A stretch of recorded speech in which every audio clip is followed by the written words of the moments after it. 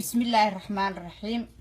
السلام عليكم ورحمة الله وبركاته. دمان انت مسلم كأهمل ببعاد شوكتان وحان إليه رمضان الكريم. انت كدب ولا ليال وح بدن ايان داود الفيديو لقاها اللي بريسك اي نعنو قار اهان صوماليدو ايات كاوتش عشهاي بريسك رادو تشيدان وبريس قروح بدن oo furfur ah wax badan baan ka soo karsaday dhamaantiis waa igu tagay wax yar isagoo ka harsan yahay baan waxaan dhahay bariiska waa inaad tijaabo ka qaadaa bariiskan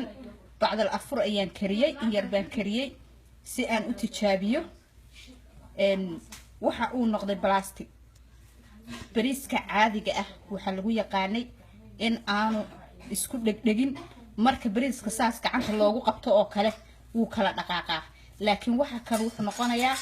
بلاستيك بنقنايا ودوشيدان سيدا وياهاي gacmaha saa ku dhaha gacanta saa ugu qabta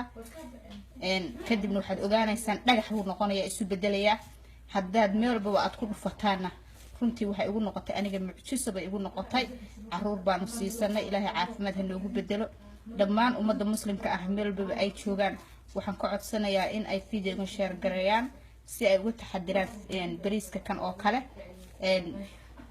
runtii waa bariis qurux badan waa bariiska Soomaalidu jeceshahay oo ay yaqaanaan furfurka waa u jeedaan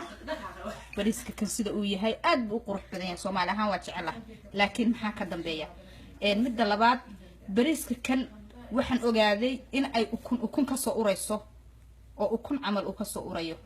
marka walaalayaal please iska ilaaliya bariisyada tijaabo ka qaada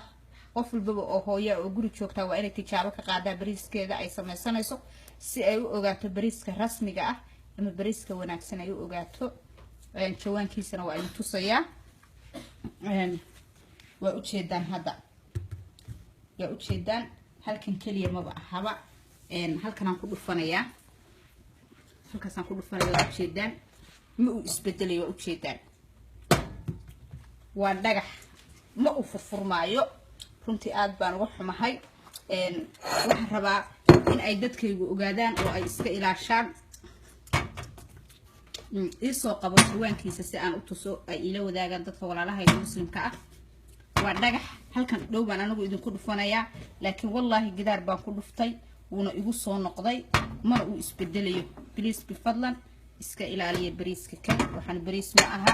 bariis u eka la yiraahdaa dadka Soomaalida dhamaantood ha iska ilaaliyeen jawaankan buu leeyahay Soomaalida aad bay u jecel yihiin dhinaca kale waxa kaga sawiran deero bay yiraahdaan Soomaalidu aad bay u jecel yihiin waliba ha tijaabisa bariiskan ha ogaato in uu bariis yahay basmati baa ku qoran super basmati baa ku qoran laakiin bariis ma aha fadlan bifadlan asxaabta facebookgayga waxaan ka codsanayaa inay ila wadaagaan fiidiyowga kan iyaguna ka taxadiraan walaalaha kalena u sii share gareeyaan assalaamu calaykum waraxmatullaahi wabarakaatuh